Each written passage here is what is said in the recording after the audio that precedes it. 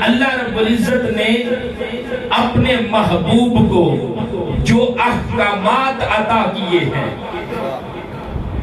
جو شریعت عطا کی ہے، جو تعلیمات عطا کی ہے، جو قرآن عطا کیا ہے، وہ دائمی عطا کیا ہے۔ اس کو ہم کس طرح سمجھ سکتے ہیں؟ پہلے بھی اللہ رب العزت نے وحی نازل فرمائی،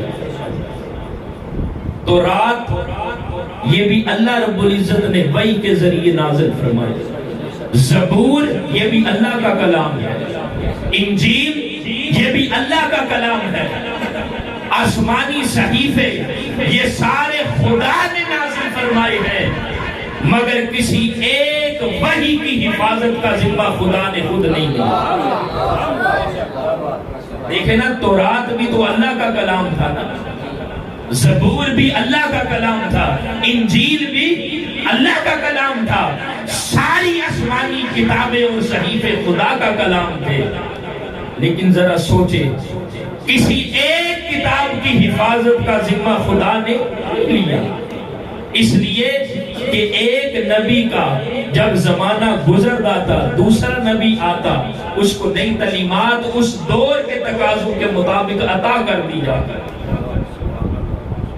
کسی ایک وحی کی حفاظت کا ذمہ نہیں دیا، لیکن جب اپنے محبوب کی باری آئی ہے، جب قرآن کو نازل فرمایا، محبوب فرمایا اِنَّا نَحْنُ نَزَّلْنَا الذِّكْرَ وَإِنَّا لَهُ لَحَافِظُونَ۔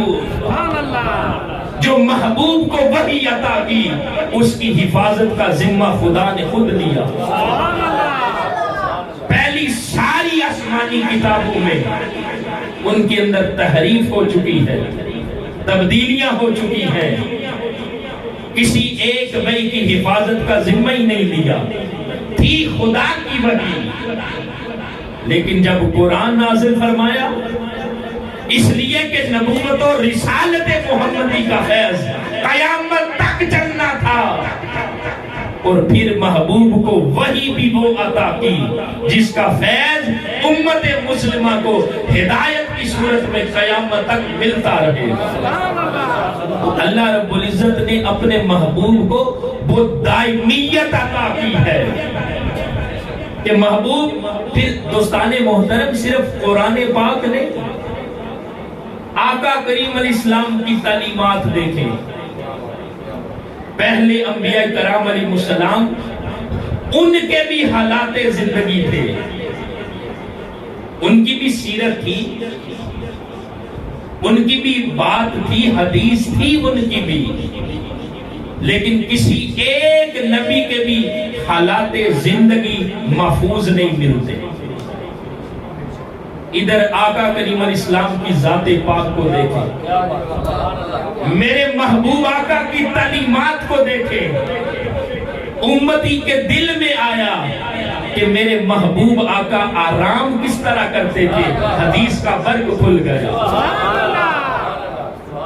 میرے محبوب آقا بالوں میں کنگھی کس طرح کرتے، حدیث کا برگ کھل گیا۔ میرے محبوب آقا لوگوں کے ساتھ ملتے کس طرح، حدیث کا برگ کھل گیا۔ میرے محبوب آقا کے جو معاملات تھے، معمولات تھے، وہ کیسے تھے، حدیث کا برگ کھل گیا۔ میرے محبوب آقا کی جو خلوتیں تھی، جو جلوتیں تھی، وہ ساری سیرت الرسول کی صورت میں، احادیث کی صورت میں منظر عام پر آ گئی ہے۔ اور پھر ذرا سوچے تو صحیح، علماء کرام موجود ہیں، آقا کریم علیہ السلام کی تعلیمات کو اسناداً، روایتاً اور تحقیقاً محفوظ کر دیا گیا قیامت تک کے لیے۔ کسی ایک نبی کے بھی حالات زندگی اس طرح نہیں ملتے، نہ ان کی وحی کو محفوظ کیا گیا، نہ ان کی تعلیمات کو محفوظ کیا گیا، اور آقا کریم علیہ السلام کو خدا نے وہ دائمیت عطا کی کہ محبوب جو تجھ پر قرآن نازل ہوا ہے یہ بھی دائمی ہوگا، اور جو آپ کو سیرت اور شریعت عطا کی ہے وہ بھی دائمی ہوگا۔ تکبیر۔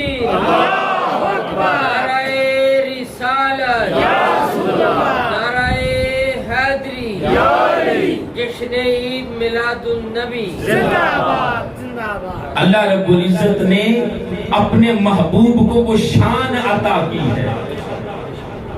اب یہاں پر ختم نبوت کا جو عقیدہ ہے وہ بھی سمجھ آتا ہے کہ جس محبوب کی جو تعلیمات ہیں ان کا فیض قیامت تک چلنا تھا، جس محبوب پر نازل ہونے والی وحی کا فیض قیامت تک چلنا تھا، اس محبوب کے ہوتے ہوئے ہے کسی بے ایمان کے اندر جرأت کہ وہ جھوٹی نبوت کا دعویٰ کر سکے؟